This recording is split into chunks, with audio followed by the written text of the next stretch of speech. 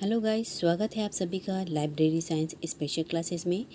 आज के जो कुछ क्वेश्चंस हैं वो बहुत ही ज़्यादा इम्पॉर्टेंट क्वेश्चंस हैं जो कि आपके यूजीसी नेट में बहुत ही ज़्यादा यूज़फुल होने वाले हैं।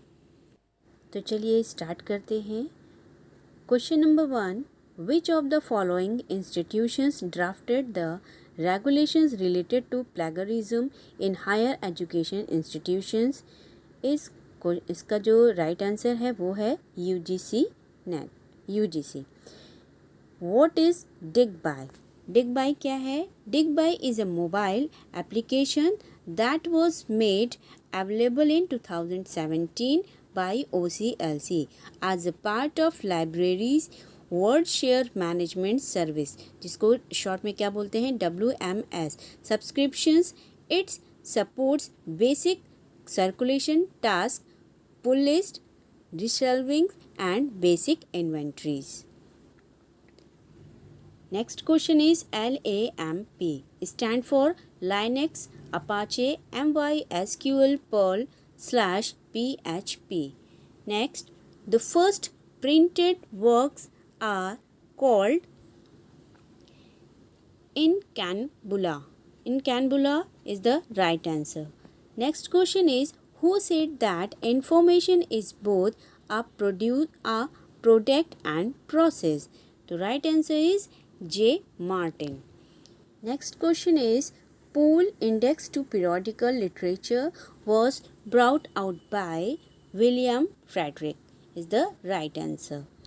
मैं आपको इस पूरे वीडियोस में से ख़ास करके उन्हें जो राइट आंसर हैं उन्हीं के बारे में आपको बता रही हूँ। बाकी आप इसके जो और अदर ऑप्शंस हैं उनको आप देख सकते हैं। और एक बात और कि प्लीज़ वीडियो को स्किप मत कीजिएगा, क्योंकि इसमें मैं बीच बीच में आपको कुछ क्वेश्चंस को डिस्क्राइब भी कर रही हूँ।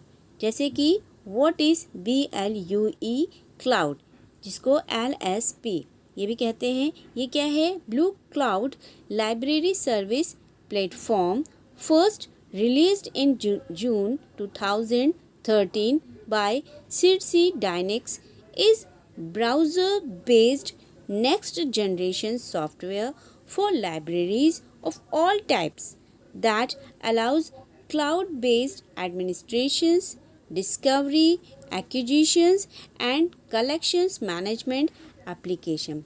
BLUE Blue Cloud Campus is a unique collaboration between Circe Dynix and Ebesco, designed specifically for academic and school libraries. Circe Dynix is a US-based private company that produces software solutions and services for libraries. I hope आपको समझ में आ गया होगा कि what is blue cloud. तो मैं क्या कह रही थी कि कोई भी क्वेश्चन आप प्लीज़ स्किप मत कीजिएगा, हर एक क्वेश्चन को बहुत ही ध्यान से पढ़िए। Next question is, which theory of leadership assumes that great leader are made not born?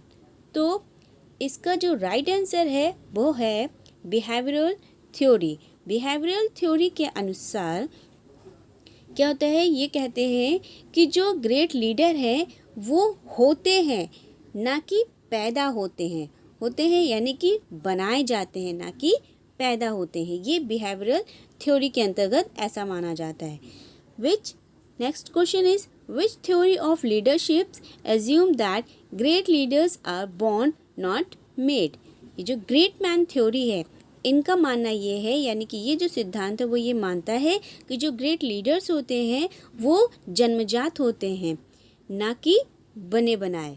ठीक है, तो लीडरशिप की बात अगर हम करें तो लीडरशिप यानी कि लीडर बनना कोई आसान काम नहीं होता है। कुछ लोग ऐसे होते हैं जिनके अंदर वो जन्मजात गुण होते हैं, और कुछ लीडर ऐसे होते हैं जो कि किसी लीडर के नेतृत्व में रहते रहते उनका लीडरशिप वो सीख लेते हैं कि कैसे आपको एक अच्छा लीडर बनना है। Next question is, what kind of arrangement is followed in Lisa? Alphabetically, chronological, classified and graphical. The right answer is classified. Next question is Web of Science. What is Web of Science? Web of Science is a citation index. Next question is Facts on File can be grouped under. यानी कि facts on file ये क्या है, एक secondary source है. In MARC 21 subject access field are. Answer is D6XX. 6XX is a right answer, is a subject field. जिन्होंने अभी तक मेरे इस चैनल को सब्सक्राइब नहीं किया है तो प्लीज़ जल्दी से इसको सब्सक्राइब कर लीजिए और वीडियो को लाइक ज़रूर कीजिए. अगर आपको अच्छा लग रहा है, वीडियो आपको कैसा लग रहा है, इसके बारे में प्लीज़ कमेंट करके ज़रूर से ज़रूर बताएं. Next question is access to back volume of e-journals is known as perpetual. ठीक है, इसका जो राइट आंसर है वो है perpetual. The chi-square technique is used to compare the observed data with that of collected raw data or expected data. C is analyzed data and D is graphical data. The right answer is expected data. Next question is Parry Committee UK was set up to advise University Library. यानी Parry committee किससे related है, university library से related है. FRBR is developed by IFLA IFLA. And next question is which symbol is use to represent activity in a network diagram. Is a right answer is arrow. FRBR groups two entities are work, expressions, manifestations, item. This is, ये किसके अंतर्गत आता है, group 1 के अंतर्गत आता है. हो सकता है कभी आपसे एग्जाम में शॉर्ट में भी पूछ लें, WEMI ये इसका शॉर्ट में है. नेक्स्ट है person, family and corporate body, group 2. इसका जो आंसर है ग्रुप 2 एंटिटीज वो है बी आंसर. देखिए इसमें मैंने आपको ये सारे ग्रुप क्लियर कर दिए हैं. ग्रुप 1 में अंतर्गत क्या आता है, इंटेलेक्चुअल और artistic endeavour. Group 3 entities are subjects of and group 1 and 2 intellectual endeavour and include concepts, objects, events and places. जो ग्रुप 2 है उसके अंतर्गत person, family and corporate body आती है. इसको शॉर्ट में बोलते हैं PFC. तो इसके बारे में ज़्यादातर देखिए इसमें क्या हो जाता है, कन्फ्यूज़न हो जाता है इस क्वेश्चन में. इसलिए यहाँ पे ये ध्यान रखिएगा, अगर ये क्वेश्चन आता है कि FBR एंटिटीज़ के बारे में पूछा जाए तो उसमें आप ये पहले ऊपर वाला फर्स्ट वाला क्वेश्चन का आंसर बता सकते हैं. लेकिन अगर ग्रुप के अनुसार पूछा जाए तो ग्रुप कौन सा ग्रुप पूछा जा रहा है इस पर विशेष ध्यान दीजिएगा. Next question is physical condition of the books should be properly maintained. This is known as conservation. / is an important record of books which shows the positions of any book of the shelves. This is इसका जो right answer है वो है shelf list. Next question is the first center to use computer in the library and information activities in India is INSDOC. INSDOC is the right answer of this question. Next question is user education may be provided in 4 interrelated areas which are user. इसका जो right answer है वो बता रही हूँ, users awareness. Right answer is a, user awareness, user studies, library orientations and bibliographic instructions. Next question is fair use is the norm for determining the legality of producing the second edition of a book. Next is photocopying an entire book is the right answer. C is a making available a book to another library on interlibrary loan. Next है prescribing a book as a textbook. ये 4 options दिए हुए हैं, तो fair use का use कहाँ पे है? Photocopying an entire book is the right answer. Next question is, in bar charts, which color is used to show the actual progress? The right answer is green.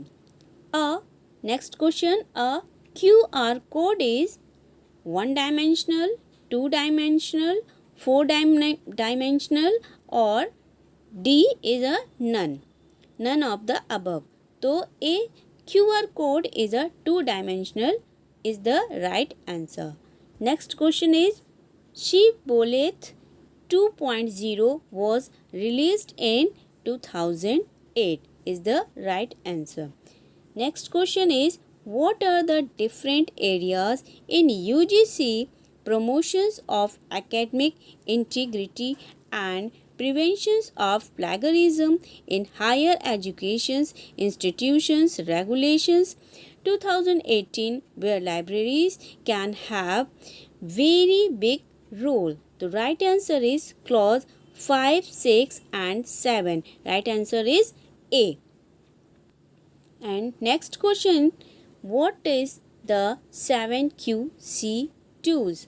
अब हम इसके बारे में जान लेते हैं कि आखिर 7QC tools क्या है। The 7 basics quality improvement tools was suggested by Koro Ishiwaka to be used by the quality circles. Number 1 is cause and effect diagram or fishbone diagram.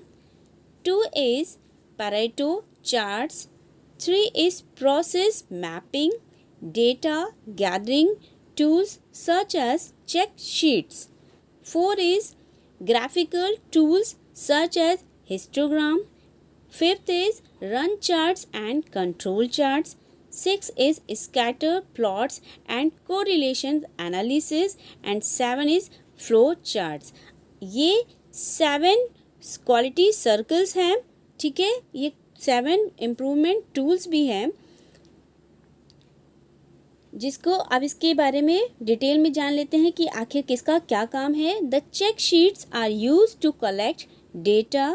The histograms helps in refreshing the data graphically. Next, scatter charts shows the relationship between two variables and control charts helps in finding out if the process is under control or not. Next, Pareto charts help in identifying the main cause of the problem. इसके आगे और भी है, वो ये है, the fishbone diagram helps not only to identify the root cause of the problems but also their possible effect. Flowcharts are different from other tools in the sense that it is not based on any data. It is used to represent graphically different process and workflow in the organization. I hope आपको समझ में आ गया होगा कि ये 7 tools कौन कौन से हैं। Next question is अपूपा। अपूपा पैटर्न के बारे में आप सभी जानते होंगे। अपूपा pattern was devised by Dr. S.R. Ranganathan in which year? In 1960 is the right answer. A heading which is totally irrelevant to the subject sought is answer is align subjects. देखिए इसमें 4 options हैं। पहला है कि basic subjects, penumbral subject, umbral subject and alien subject. तो इसका जो right answer बनेगा वो एलन सब्जेक्ट है। अब हम आपको थोड़ा सा अपूपा पैटर्न के बारे में समझा देते हैं कि आखिर ये अपूपा पैटर्न क्या होता है। इसको मैं एक शॉर्ट में एक अच्छे इजी तरीके से बता दूंगी। इसका यूज़ शेल्फ में बुक्स को अरेंज करने के में किया जाता है। अपूपा पैटर्न, ए फॉर यानी कि align, P for penumbral and U for umbral। देखिए जो ये बीच में जो अम्ब्रल है, अम्ब्रल का मतलब होता है जब हम बुक्स शेल्फ में जब हम बुक्स को अरेंज करते हैं तो सबसे ज़्यादा रिक्वायर्ड बुक, सबसे ज़्यादा मोस्ट इम्पॉर्टेंट बुक जो होती है उसको हम मिड में रखते हैं, ठीक है। उसके बाद में P यानी कि उससे कम जो है यूज़ वाली बुक्स उसको रखते हैं, और उसके बाद में लास्ट में एलिन यानी कि जिसका यूज़ बहुत ही कम होता है। इसको हम डिफरेंट वेज में भी यूज़ कर सकते हैं, यानी कि अम्ब्रेल यानी कि अगर हम किसी पर्टिकुलर टॉपिक के बारे में बात कर रहे हैं, किसी पर्टिकुलर सब्जेक्ट के बारे में, पर्टिकुलर टॉपिक के बारे में बात कर रहे हैं, तो उससे रिलेटेड जो बुक होगी वो हम उसको अम्ब्रेल बोलेंगे, और उस सब्जेक्ट से रिलेटेड बुक होगी उसको हम पेनम्ब्रेल बोलेंगे, और यानी कि पर्टिकुलर उसी से ही रिलेटेड जो ऑल बुक्स होंगी उनको हम एलिन बोलेंगे। इस प्रकार से हम शेल्फ में बुक्स को अरेंज करते हैं। तो इसको क्या बोलते हैं, इस पूरे पैटर्न को बोलते हैं अपूपा pattern. Next question is Indian library science abstract यानी कि ILSA is published as annual. ILSA क्या है? ILSA is the only comprehensive abstracting journal which covers the literature on LIS। इसको आइसलिक कोलकाता द्वारा पब्लिश्ड किया गया था। Next question is which search indexing tools are used in Koha. तो इसका जो राइट आंसर है वो है ज़ेब्रा। ज़ेब्रा एक इंडेक्सिंग टूल है, सर्च इंडेक्सिंग टूल है। Next question is project MUSE was founded at John Hopkins university. यानी कि म्यूज़ जो प्रोजेक्ट है उसको कहाँ से फाउंड किया गया था? उसको जॉन हॉपकिंस यूनिवर्सिटी द्वारा फाउंड किया गया है। Next question is PR stand for Indian press registration, second is IPR, third is international property right, and D is Indian property regulation. Right answer is IPR. Next question is following is not a social bookmarking site.